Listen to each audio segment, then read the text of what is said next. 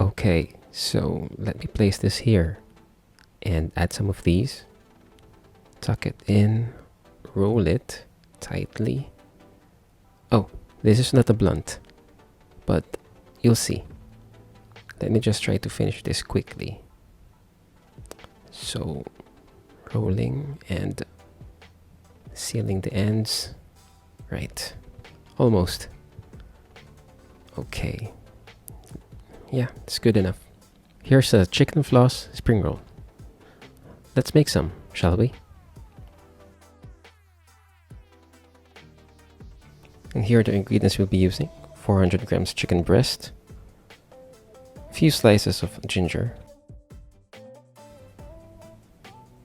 8 pieces red capsicum, roasted and skin peeled, 10 grams coriander and 3 grams fennel seeds, toasted and grounded, 1 tablespoon cayenne powder, 1/2 teaspoon turmeric powder, and 1.5 tablespoons brown sugar, 1 ginger for the sauce, 2 garlic cloves and about 10 grams chopped onion, 2 tablespoon lemon juice, 30 grams tomato puree or tomato sauce will do, 2 tablespoons sesame oil, and 130 ml coconut milk.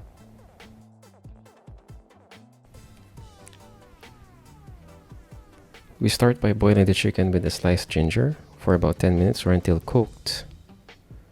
Once done, remove and let it cool.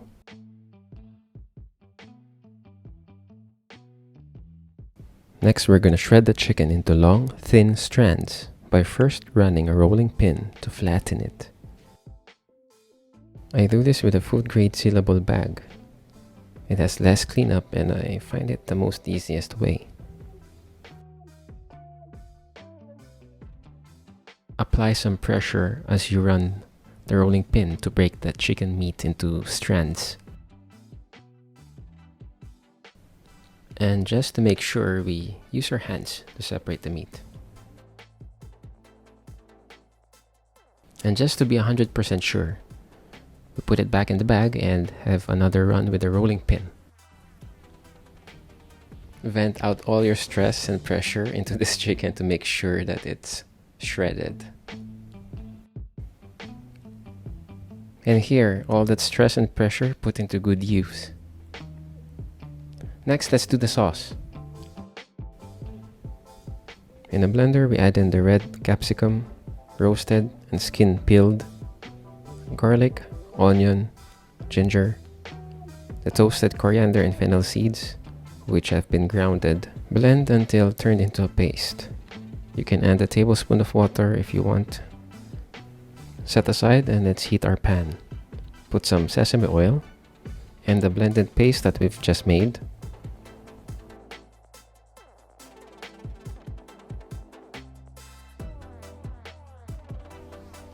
Give it a stir, mixed well with the sesame oil. Then add in the cayenne pepper and turmeric powder. To add depth of flavor, you make sure that you cook it for a few minutes until it has thickened.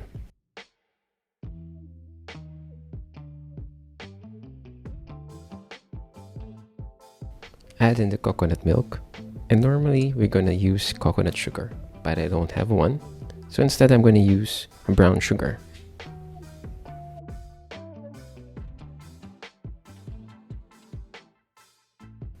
So mix everything well. And at this point, taste and season with salt. And I added a little more of sesame oil. Now reduce the heat to low and add in your shredded chicken. Mix everything well. Incorporate that sauce into this chicken.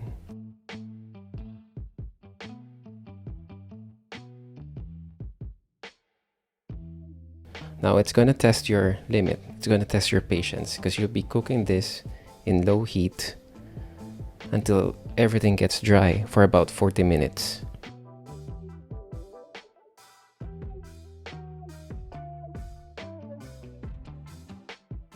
After an hour of mixing and stirring, mine came out like this. Now some parts are a bit toasted, but not burnt.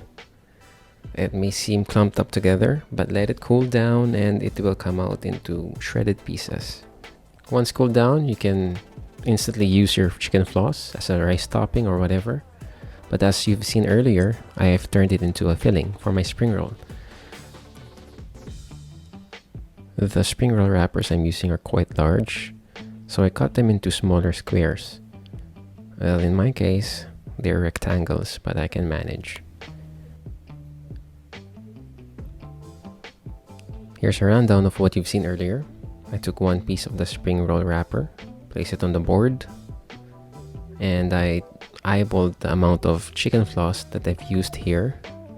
Probably around, I don't know, 10 grams, or maybe less. Probably, yeah, 10 grams. I try to stack it up.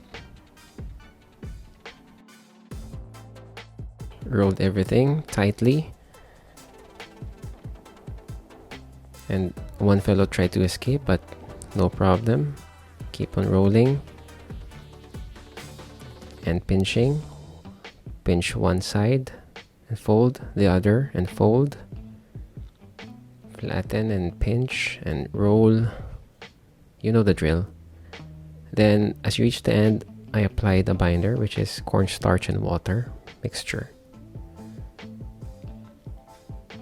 So here you go. That's one and 10,000 more to go. To cook the spring rolls in a pot with 6 cups of oil at 160 degrees Celsius, deep fry it until golden brown.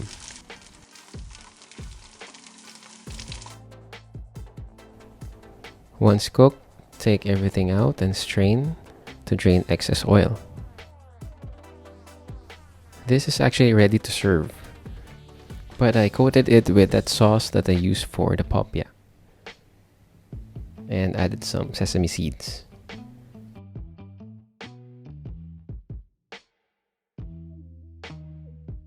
And there you have it, chicken floss spring rolls.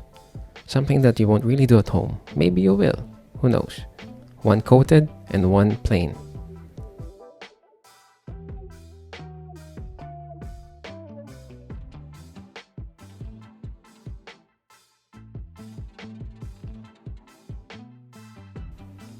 Thank you so much for watching the video until the end. I hope you like it, and I'll be making some more interesting recipes. Something that you'll actually do at home. Hopefully. Till then, see ya!